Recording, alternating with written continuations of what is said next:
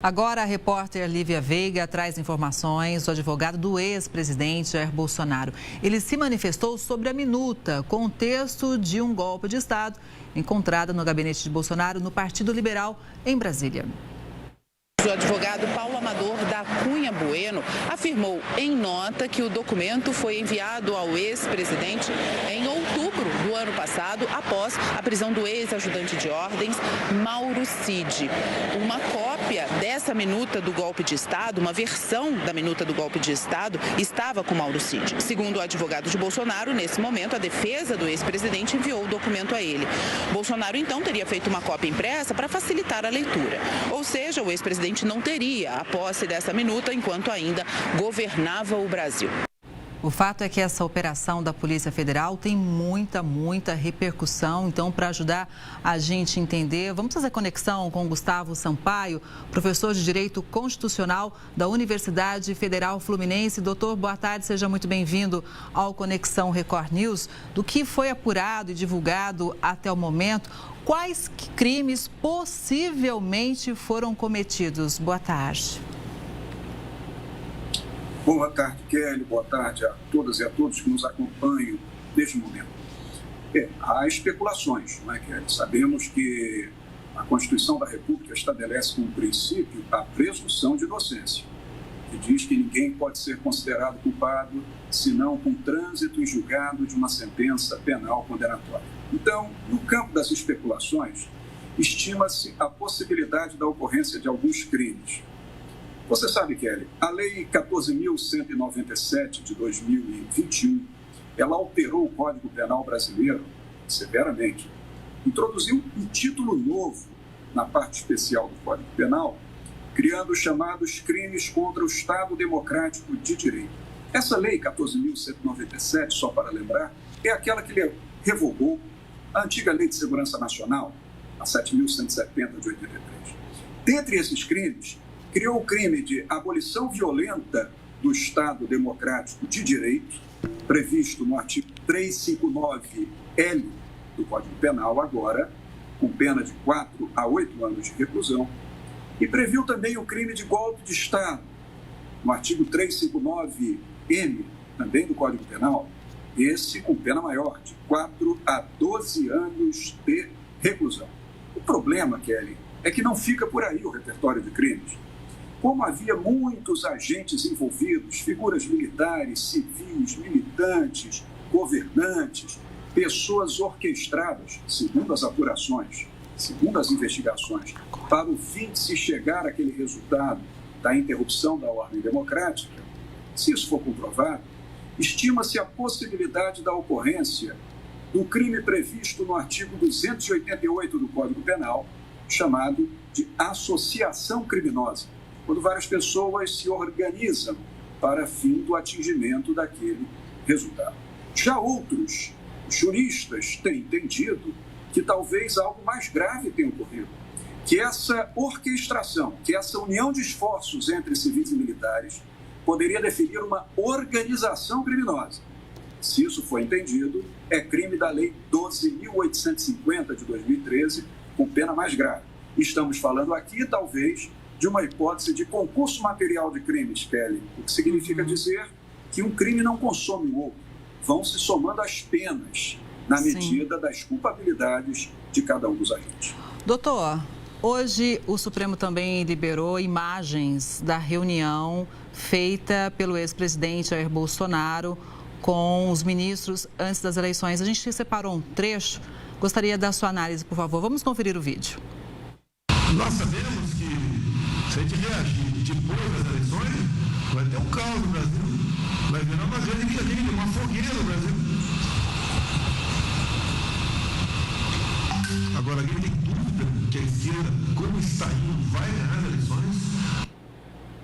Pois é, que tipo de impacto tem, do campo de vista jurídico, essa fala do ex-presidente Jair Bolsonaro, doutor?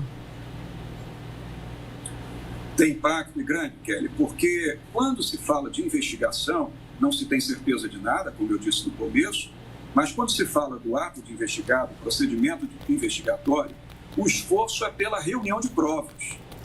A verificação da ocorrência ou não de um delito, de um crime, não se dá por uma prova ou outra isolada no tempo e no espaço, mas por um conjunto probatório.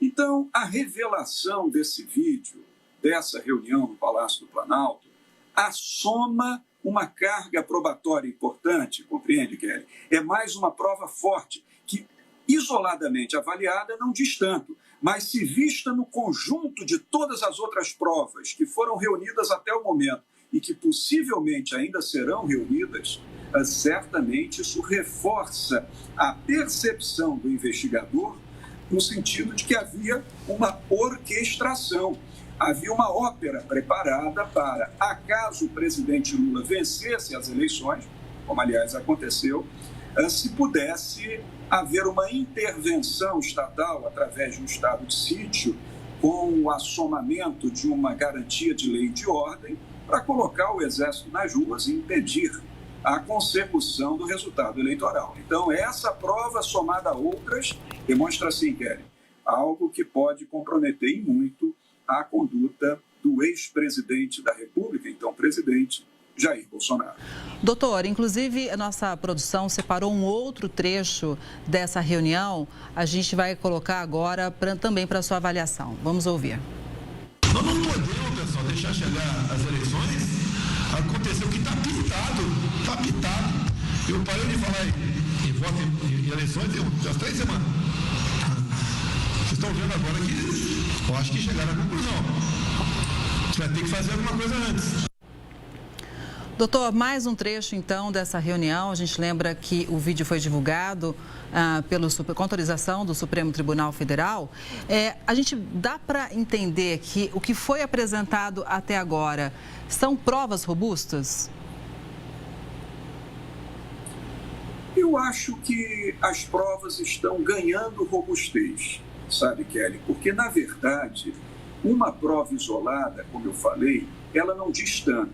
Mas o nexo de causalidade verificado entre essas provas, ou seja, a linha que faz a união dessas provas, demonstra que o ex-presidente Jair Messias Bolsonaro estava preocupadíssimo com a possibilidade de a esquerda vencer as eleições com a candidatura do presidente Lula, e muitos dos seus assessores imediatos, ministros de Estado, militares e civis, estavam também emitindo manifestações por escrito ou então por via de conversas e discursos, no sentido de que era preciso fazer alguma coisa que estancasse aquela sangria. O que seria aquela sangria? Seria a perda da possibilidade de reeleição do presidente Jair Bolsonaro. As provas estão demonstrando que toda a intenção daquele grupo era de vencer as eleições, claro, isso em primeiro lugar, ou, acaso não vencesse, de permanecer no governo através de uma ruptura institucional, o que traduz, portanto, violação expressa ao Estado constitucional democrático de direito, uma ofensa mortal à ordem constitucional brasileira, que é uma ordem democrática. Agora, foi como eu disse agora, Kelly, você teve toda a prudência também na sua questão formular. Essas são provas que vão dando robustez à tese de que havia, sim, uma pretensão de um golpe de Estado. Não há ainda segurança absoluta de que isso aconteceu e, por isso, os trabalhos da Polícia Federal estão evoluindo, estão progredindo, cada vez mais somando provas, ouvindo pessoas, cumprindo mandados de busca e apreensão de documentos, de computadores, de softwares e também mais provas que houver, para que, ao final, esse inquérito realmente, se for o caso, demonstrando que houve a tentativa de uma quartelada golpista, que os responsáveis sejam responsabilizados perante o Poder Judiciário através do oferecimento de denúncia pelos crimes a respeito dos quais nós já falamos aqui.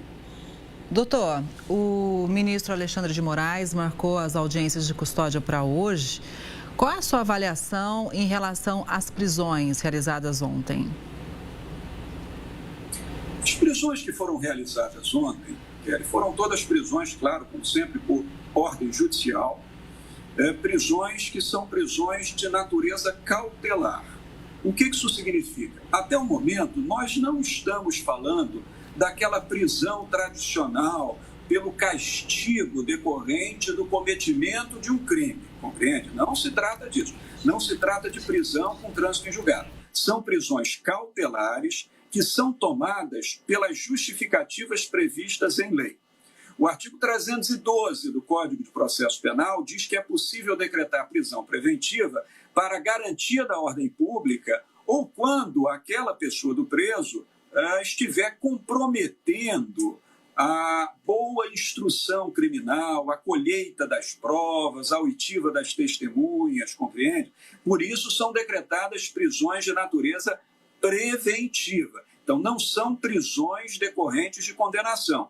E essas prisões preventivas, elas pressupõem que pressupostos sejam observados e atendidos. Sim. Se num dado momento esses pressupostos desaparecerem, as prisões cessam. Para isso, audiência de custódia, para verificar se os requisitos legais foram ou não atendidos. Doutor, eu agradeço demais a análise. Claro que é sempre muito bom contar com a sua experiência aqui no jornal e a gente com certeza vai se falar mais ainda sobre esse assunto. Uma boa tarde, até a próxima.